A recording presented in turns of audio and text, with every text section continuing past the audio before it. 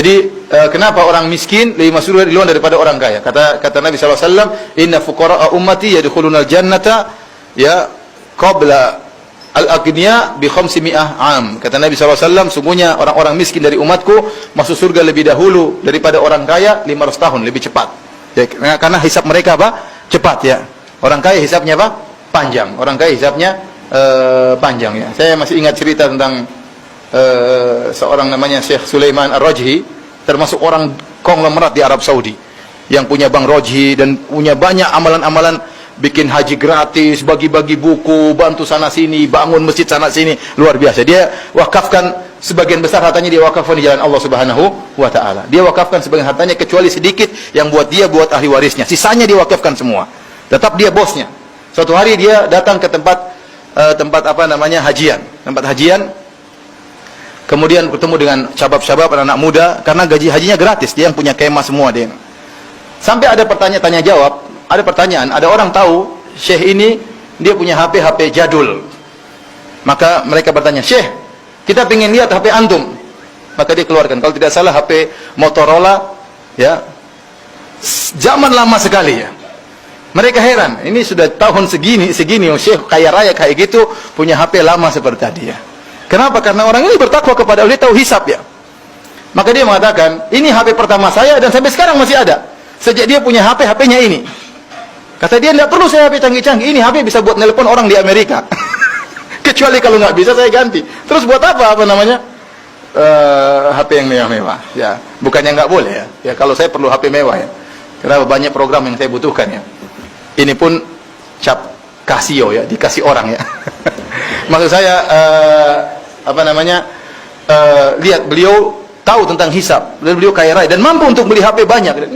Orang aja dikasih hajian gratis sama dia, ya itu pun dia tidak berfoya-foya dan dia tidak menghabiskan uang karena dia menggunakan uang dengan hisab Allah Subhanahu wa taala.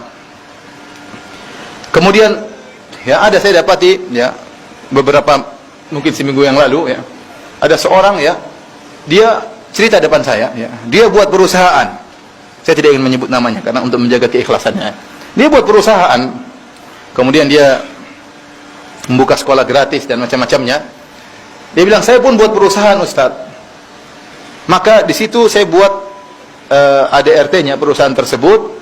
Hasil di perusahaan ini 97,5% buat jalan Allah, 2,5% buat gaji saya dan teman-teman saya. Jadi dibalik. Harusnya zakat 2,5%. Sekarang enggak. Zakatnya 97,5, bukan zakat, sedekah. 2,5 buat gaji dia. Ya, saya bilang zaman gini ada orang gila seperti ini. Luar biasa, ini orang gila banget kata saya.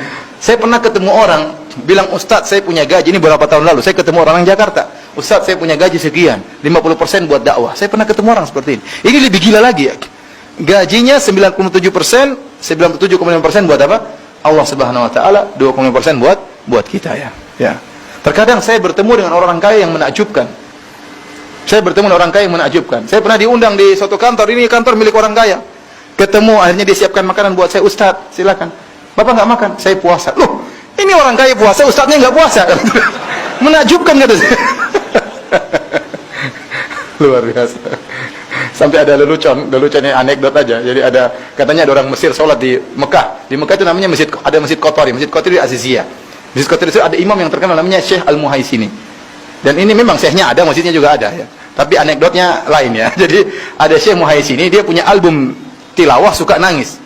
Dan mungkin saya belum pernah dengar diputar di Roja ya. Tetapi ini Syekh kalau tilawah baca Quran jadi imam sering menangis. Sampai dikenal sama teman saya di sana mahasiswa Ummul Qura, dikenal sini dengan Syekhul Buka, Syekh yang suka apa? Nangis. Tapi dia kaya raya. Ya. Satu hari katanya ada orang Mesir sholat di belakang dia. Terheran-heran Syekh ini nangis dalam sholat. Maka dia bertanya kepada orang Saudi, "Siapa Syekh ini?" "Syekh Al-Muhaisini." "Loh, Al-Muhaisini itu kan nama-nama hotel di sini." "Itu Syekh itu yang punya." "Iya." "Loh, sudah banyak hotel masih nangis," katanya. Nah, ini anekdot aja.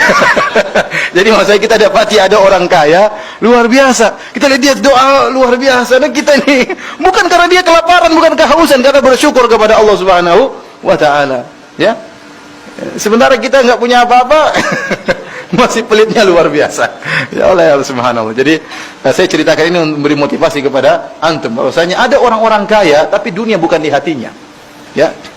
Kita ini yang kadang baru-baru kaya, yang udik, baru kaya, baru punya mobil, mereka udah bosan mobil lewat, udah mereka jadi apa? Itu dianggap biasa bagi mereka. Kenapa? Dunia bukan di hati mereka.